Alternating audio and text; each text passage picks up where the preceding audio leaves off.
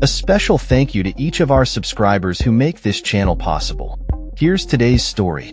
In a significant move aimed at establishing government control and ensuring a state monopoly on arms, several Palestinian armed groups in Lebanese refugee camps commenced the handover of their weapons on Thursday. This initiative is part of a state-backed agreement that was announced earlier this year, marking a pivotal step in the ongoing efforts to regulate arms within Lebanon's borders. The handover took place at the Burj al-Barajna camp, located on the outskirts of Beirut, where an initial batch of light weapons was transferred to the Lebanese army.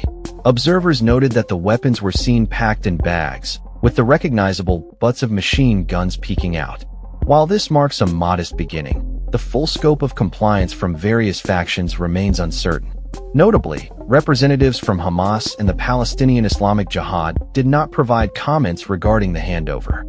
A statement from Hamas, attributed to the Palestinian factions in Lebanon, described the event as an internal matter related to the Fatah movement, emphasizing that their weapons are tied to the Palestinian cause and the right of return, suggesting a reluctance to fully relinquish arms.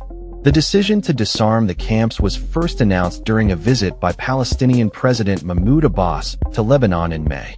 During this visit, Abbas and Lebanese President Joseph Aoun agreed on a framework to consolidate arms under Lebanese government authority.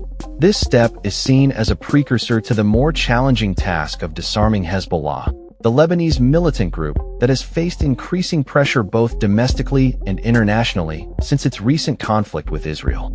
The implementation of the disarmament plan had faced delays, primarily due to disagreements among various Palestinian factions, including Fatah and Hamas, regarding the specifics of the weapons handover process.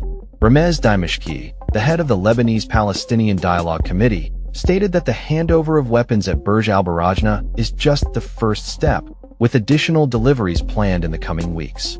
Reports indicate that weapons were also handed over at the Al-Bais camp in southern Lebanon, with promises of more to follow as part of the agreement between the Palestinian Authority and the Lebanese government. U.S. Envoy Tom Barak praised the handover as a historic step towards unity and stability in the region, highlighting the importance of cooperation in achieving peace.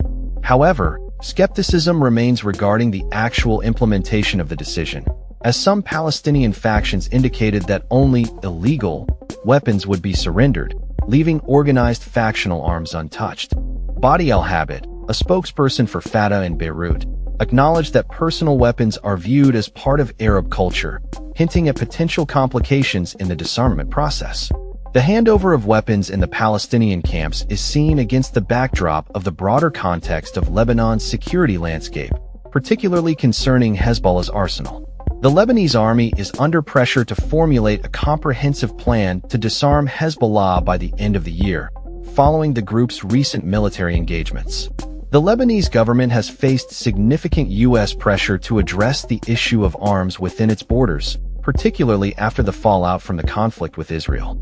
Lebanon is home to approximately 222,000 Palestinian refugees, many of whom reside in overcrowded camps that operate outside of the state's control. The Ain al-Hilwa camp, for instance, is notorious for harboring individuals wanted by Lebanese authorities. The handover was initially anticipated to begin in mid-June, but delays were attributed to ongoing regional conflicts and internal Palestinian dynamics. As the handover process unfolds, the extent of compliance from all factions remains to be seen, with many observers closely monitoring the situation. The disarmament efforts in the Palestinian camps could set a precedent for the future of arms control in Lebanon, potentially influencing the trajectory of Hezbollah's disarmament and the overall stability of the region. That's all for this story.